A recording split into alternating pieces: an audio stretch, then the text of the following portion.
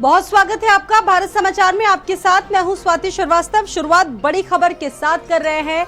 Samajwadi party जल्द ही BJP का साथ देने वाले इन बागियों पर कार्रवाई करने जा रही है। आपको बता दें कि सपा अपने 7 विधायकों की सदस्यता को रद्द करवाएगी। आपको बता दें कि विधानसभा अध्यक्ष के सामने ही अब जल्द दाखिल होगी याचिका। 7 विधायकों की अगर सीट गई तो इन सीटों पर उपचुनाव होगा। समाजवादी पार्टी ने विधायकों को लेकर सबूत जुटाए। राज्यसभा चुनाव में क्रॉस वोटिंग करने वाले सबसे ज्यादा सपा विधायक थे। लोकसभा चुनाव में बीजेपी का प्रचार करने वालों का नाम सामने आ चुका है। सपा ने विधायकों के वीडियो और ऑडियो सहित तमाम सबूत जुटाए हैं। सपा के कुल 7 विधायकों की सदस्यता जा सकती, जिसमें मनोज पांडे, राकेश सिंह, अभय सिंह, राकेश पांडे का नाम है, विनोद चतुर्वेदी, पूजा पाल, आशुतोष मौर्य का नाम इसमें शामिल है। पल्लवी पटेल को लेकर हालांकि कुछ संशय बना हुआ है। पल्लवी पटेल दूसरी पार्टी के मंच से प्रचार कर रही थी। पल्लवी पटेल ने ओवैसी के साथ भी कई मंच को साझा किया। अब इन विधायकों की किस्मत का फैसला स्पीकर के हाथों में है। अगर इन सब की विधायकी गई तो फिर उत्तर प्रदेश में उपचुनाव होने हैं। मनोज पांडे की सीट रायबरेली भी बीजेपी हार गई थी। अभय सिंह की अयोध्या बीजेपी हार गई। राकेश प्रताप सिंह की अमेठी बीजेपी हार गई। विनोद चतुर्वेदी की सीट जालौन भी बीजेपी हार गई। वहीं राकेश पांडे की सीट अंबेडकर नगर बीजेपी हार चुकी है, जहां पर रितेश पांडे सांसद हुआ करते थे। अब ऐसे में बड़ा सवाल यह है कि क्योंकि समाजवादी पार्टी पूरी तरह से एक्शन मोड में आ गई है, जिस तरीके से इन तमाम नेताओं ने खुलकर बगावत की थी समाजवादी पार्टी के साथ, जल्द ही इनकी विधायकी भी जा सकती है। अब सवाल यह है कि बीजेपी के प्यारे आखिरकार किसके सहारे। और देखिए, इसमें सबसे पहला नाम मनोज पांडे का है। रायबरेली की ऊंचाहार सीट थी, जहां से विधायक थे राकेश सिंह। गौरीगंज से सपा के विधायक थे। अभय सिंह गोसाईगंज से सपा के विधायक है। वहीं राकेश पांडे जलालपुर से है। अब देखने वाली बात यह है कि किस तरह से कार्रवाई इन पर की जाती है, क्योंकि अब तमाम फैसले लिए जा सकते हैं। विनोद चतुर्वेदी कालपी से विधायक थे। पूजा पाल ने भी राज्यसभा चुनाव में क्रॉस वोटिंग की थी समाजवादी पार्टी के खिलाफ। आशुतोष मौर्य का नाम इसमें शामिल है। बिसौली से विधायक है। पल्लवी पटेल सिराथू विधानसभा से विधायक थी। तो उत्तर प्रदेश की 10 सीटों में जिस तरीके से राज्यसभा चुनाव हुए, जमकर क्रॉस वोटिंग हुई और क्रॉस वोटिंग में सबसे ज्यादा सपा के विधायक आगे थे। और इन 7 विधायकों में राकेश प्रताप सिंह ने क्रॉस वोटिंग के बाद कहा था कि सपा ने जिन प्रत्याशियों को उतारा वो हमारे कार्यकर्ता नहीं है। अब ऐसे में बड़ा सवाल है, जिस तरीके से उत्तर प्रदेश लोकसभा के नतीजे आए हैं, उसके बाद सपा जहां उत्साहित है, इन बागियों के खिलाफ कार्रवाई की जाएगी बहुत जल्द।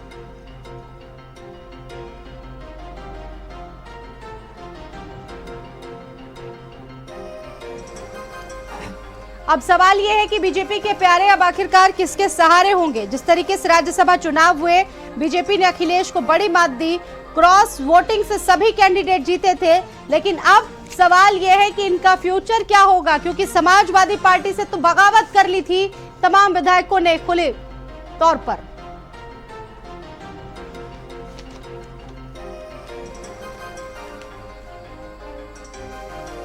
और इस खबर पर बातचीत करने के लिए मेरे साथ चंचल यादव जुड़ चुके हैं, समाजवादी पार्टी से प्रवक्ता हैं, और हमारे साथ इस वक्त संजय सिंह भी मौजूद हैं बातचीत करने के लिए। संजय चौहान, सबसे पहले तो मैं आप ही के पास आऊं कि ये पूरी खबर देखी, और इससे पहले जब राज्यसभा चुनाव हुए थे, क्रॉस वोटिंग सबसे ज्यादा सपा के विधायकों ने की थी।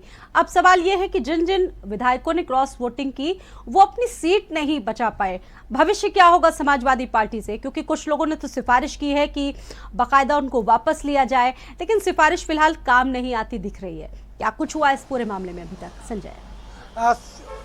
बिल्कुल स्वाति, मैं थोड़ा सा पीछे लेके चलता हूँ जिससे दर्शकों को याद आ जाए कि आखिरकार ये घटनाक्रम जो क्रॉस वोटिंग हुई है तो आखिरकार किस कारण से हुई थी। राज्यसभा की 10 सीटों के चुनाव थे, जिस पर 7 सीटों पर बीजेपी ने अपने कैंडिडेट की घोषणा की थी और 3 सीटों पर समाजवादी पार्टी अपने जनाधार, मतलब जो अपने विधायक के वोट बैंक होते हैं उसके आधार पर 3 सीटों पर घोषणा की थी। लेकिन इस पूरी रार की शुरुआत अगर बात करें तो कौशाम्बी की सिराथू सीट से विधायक है समाजवादी पार्टी के सिंबल से पल्लवी पटेल ने पीडीए का नारा को कहा कि समाजवादी पार्टी इसे पूरा नहीं कर रही है, इस वजह से वो वोटिंग नहीं करेंगी। और यहीं से बीजेपी ने उस समाजवादी पार्टी के हल्की से सुराग को भांपने का प्रयास किया, भांपा और पूरी तरीके से अपना 8वां कैंडिडेट उतार दिया था। हालांकि इस रणनीति में बीजेपी के कहीं 8वां कैंडिडेट नहीं था। चंचल यादव बैठे हैं, इस बात को बेहतर बता पाएंगे और जान रहे होंगे कि 8वें कैंडिडेट उतारने के मूड पर नहीं थी। लेकिन जब समाजवादी पार्टी में के कुनबे में हल्की सी रार दिखी तो बीजेपी ने पूरी तरीके से आक्रामक रुख अख्तियार किया और 8वां कैंडिडेट उतारा। ऐसे में 7 समाजवादी पार्टी के कैंडिडेट, तो ये कहना गलत नहीं होगा कि पल्लवी पटेल की उस कदम से समाजवादी पार्टी के 7 विधायक और टूटे थे। उसमें पूजा पाल की बात करें, राकेश पांडे की बात करें, या फिर बात करें मनोज पांडे की, या बात करें अभय सिंह की, बात करें राकेश सिंह की, बात करें महाराजी जो गायत्री प्रजापति की। सवाल संजय सीधा ये है कि बीजेपी पर जिस तरीके से विधायकों को तोड़ने का आरोप तो लगा, बगावत खुले तौर पर कर ली, अब इसका कितना फायदा बीजेपी से मिल पाता है, क्योंकि पाला बदल लिया है। अब मेरे साथ सपा से प्रवक्ता चंचल यादव जुड़े हुए हैं। चंचल, आप ही बेहतर तरीके से इस खबर को बता पाएंगे, पुष्ट कर पाएंगे, क्योंकि इनके खिलाफ बड़ी कार्रवाई होने जा रही है, इनकी विधायकी जा सकती है, उसके बाद उपचुनाव होंगे। अब सवाल ये है कि जिस तरीके से सपा से बगावत किया था, क्या दूसरी जगह से वो विश्वसनीयता, वो प्यार जो आपको मिलता था, वो क्या हासिल हो पाएगा इन्होंने? और खबर ये भी है कि कुछ लोगों ने तो सिफारिश की थी वापस आने की, लेकिन अखिलेश यादव वापसी के मूड में नहीं है इनके। जिन लोगों का आपने जिक्र किया, और आपने देखा होगा जिस तरीके से ऐसा कहा जाता है पूरे देश में आदरणीय अखिलेश यादव जी जैसा विराट हृदय वाला कोई नेता शायद नहीं है। आप सोचो, इतना विराट हृदय राष्ट्रीय अध्यक्ष जी हमेशा इस बात का जिक्र करते हैं कि दोस्ती बड़े दिल के साथ की जाती है, और ये गद्दार अगर राष्ट्रीय अध्यक्ष जी के नहीं हुए तो किसी के नहीं होंगे। ये बात बीजेपी भी जानती है कि जिन लोगों ने राष्ट्रीय अध्यक्ष जी को धोखा दिया है, समाजवादी पार्टी को धोखा दिया है, उन असंख्य लोगों को धोखा दिया है जिन लोगों ने इनको अपने सरमाथे पर बैठा करके विधानसभा भेजने का काम किया, इन्हें सम्मान दिया, और ये वो लोग अगर उनके नहीं है तो इन्हें निश्चित तौर से सबक सिखाया जाना चाहिए, इनके ऊपर कार्रवाई जरूर होनी चाहिए, और ये कार्रवाई होके रहेगी। और आप देखिएगा, और बहुत आपने जो एक बात कही कि जो लोग बहुत फिर से वापस आने की फिराक में पड़े हुए हैं, इनकी हालत तो वो हो गई है कि जो गांव में कहावत है धोबी के कुत्ते वाली, नहीं ये घर के होंगे ना घाट के होंगे। ये बीजेपी में इनको सम्मान नहीं मिलने जा रहा है, न तो समाजवादी पार्टी तो किनारा कर ही दिया है इनको, और ये खुद ही यहाँ से जो है अपने से चले गए। उसके अलावा फिर समाजवादी पार्टी इनके खिलाफ बहुत सख्त कार्रवाई भी करेगी। और मैं कह सकता हूं अगर इनके अंदर अगर नैतिकता होती तो कम से कम ये जनता के बीच में जाते और अपने पद से रिजाइन करते, और रिजाइन करने के तुरंत बाद वो कहते कि नहीं, हमें सामने समाजवादी पार्टी के वजह से विधायक थे और अपने पद से रिजाइन कर रहा हूं मैं, और जो है मैं फिर जनता के बीच में जाऊंगा। तब इनको इनकी असलियत का एहसास होता कि ये कितने नकली लोग हैं, कितने झांसेबाज लोग हैं। और ये जहां गए हैं, ये मैं बता दूं कि आपको वहां कुछ इनको मिलने उलने वाला नहीं है। ये अब इस फिराक में पड़े हुए हैं कि अब जाएं तो जाएं, कहां पर जाएं।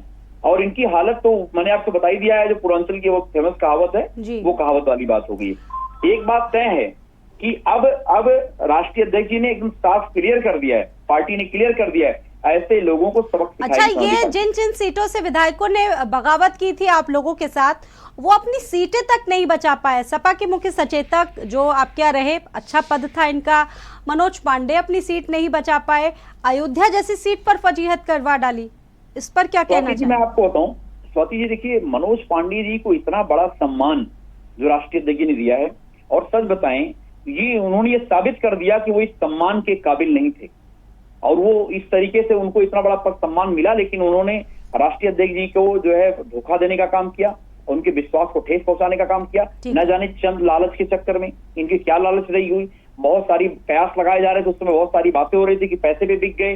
तो ये वो लोग थे जो कभी कभी राष्ट्रीय अध्यक्ष चुटकी लेते हुए बात कहते भी हैं कि भाई उन लोगों की बातें बताया करते थे, बीजेपी के लोगों की बातें बताया करते थे। ये वो लोग जो थे, ये उनके बारे में बीजेपी भी जान रही है, इसलिए भी बीजेपी इनको गले लगी लगाने जा रही है। इनको इनके बारे में आप जान लीजिए, इनका बस यही है कि अब ये राजनीतिक रूप से इनकी समझिए कि सब खत्म हो चुका है, और ये सब के सब अपने विधानसभा हारे हैं, और बहुत ज्यादा वोटों से हारे हैं। कई तो अपने बूथ हार गए, कई लोगों ने तो अपने बूथ हारे। जनता में इतना आक्रोश है इन लोगों को लेकर के, क्योंकि इन लोगों ने ऐसे वक्त में धोखा दिया, उपचुनाव के बहाने पार्टी जो है एक बार फिर से उत्तर प्रदेश है। बहुत बहुत धन्यवाद चंचल जी जुड़ने के लिए, और संजय हमारे साथ हमारे सहयोगी जुड़े थे। संजय, आपका भी बहुत धन्यवाद जानकारी देने के लिए। तो देखिए, अब इन तमाम विधायकों के खिलाफ जो समाजवादी पार्टी से ताल्लुक रखते हैं, कार्रवाई का हंटर चलेगा जरूर, और इनकी विधायकी भी जाएगी जरूर।